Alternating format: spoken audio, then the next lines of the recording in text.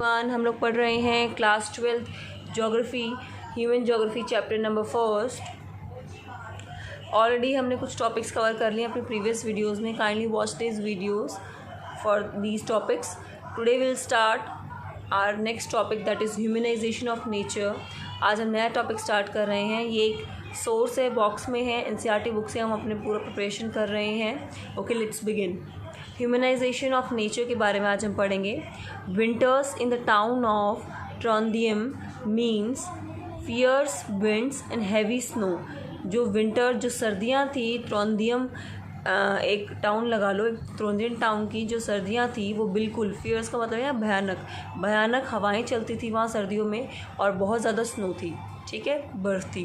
The skies are dark for months. जो sky, जो आसमान थे वो बिल्कुल डार्क थे बहुत मंथ्स तक।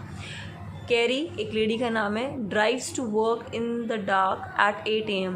कैरी ड्राइव करती हुई अपने काम पे जाती है और सुबह के 8 बजे, और उस टाइम भी डार्क होता है, मतलब अंधेरा होता है। She has special tyres for the winter.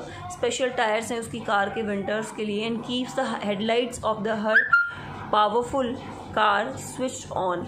जो उसका हेडलाइट्स है वो अपनी कार की स्विच ऑन करके रखती है क्योंकि अंधेरा होता है।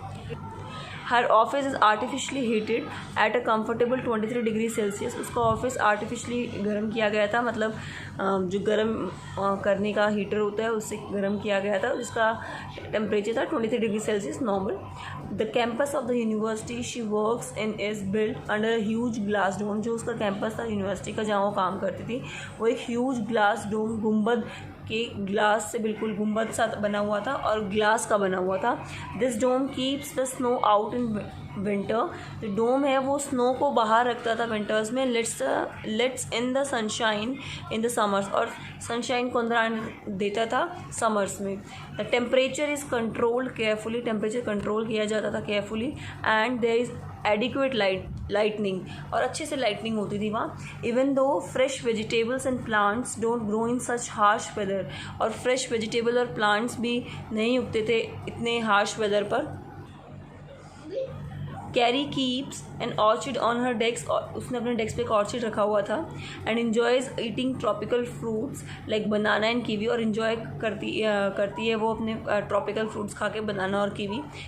These are flown in from warmer areas regularly. ये लाए जाते थे एरोप्लेन से। फ्लोन का मतलब है उड़ा के, एरोप्लेन से लाए जाते थे वार्मर एरिया से regularly. With a click of the mouse carry can network with colleagues in new Delhi. जैसे ही वो माउस पर क्लिक करती है तो जो कैरी है वो कनेक्ट हो जाती है न्यू दिल्ली के कलीग से। She frequently takes a morning flight to London. वो मॉर्निंग फ़्लाइट लेती है लंदन जाने के लिए।